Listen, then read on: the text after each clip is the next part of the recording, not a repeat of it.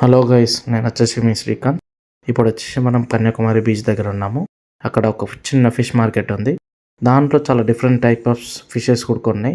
వీళ్ళందరూ వచ్చేసి కన్యాకుమారి సముద్రంలో పట్టి ఫిషెస్ తీసుకొచ్చి ఇక్కడ అమ్మేసుకుంటున్నారు. అండ్ చాలామంది వచ్చి కొనుక్కుంటున్నారు. అండ్ మన తెలంగాణలోనే దొరికే ఫిషెస్ కాకుండా ఇక్కడ చాలా డిఫరెంట్ టైప్స్ ఆఫ్ ఫిషెస్ కూడా ఉన్నాయి. అందుకే నేను చూసి షాక్ అయిపోయి దాన్ని వీడియోస్ కూడా తీశాను.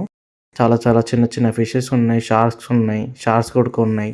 అండ్ డిఫరెంట్ టైప్స్ మన దగ్గర కాకిబరక అలాంటి చేపలు ఉన్నాయి, కానీ ఇక్కడ చాలా డిఫరెంట్. అండ్ ముళ్ళు ఉన్న చేప ముళ్ళు, అది బోన్లెస్, బోన్ ఫిష్, ఇవన్నీ చాలా అడిగాను. ఒక్కొక్క ప్రైస్ వచ్చేసి మనకి కేజీ 100, 150 అలా 80 రూపీస్ దాకా ఉంది కేజీ. అండ్ చాలామంది వచ్చేసి కొనుక్కుంటున్నారు. అండ్ అలాగే ఎలా ఉంటుంది టేస్ట్ కూడా కానీ అడిగితే సూపర్ ఉంటుంది టేస్ట్ అని, ఒక్కొక్క ఫిష్ ఒక రకంగా ఉంటుందని చెప్పారు. అండ్ మార్కెట్ కూడా చాలా పెద్దగానే ఉంది. ఎలా అంటే ఓకే, పబ్లిక్ వచ్చి కొనుక్కోవచ్చు, తీసుకోవచ్చు అనే బడ్జెట్లో ఉంది. అండ్ లాస్ట్లో నేను వచ్చేసి ఒక రెడ్ ఫిష్ చూశానండి. ఆ ఫిష్ ఎలా అంటే చాలా బాగుంది.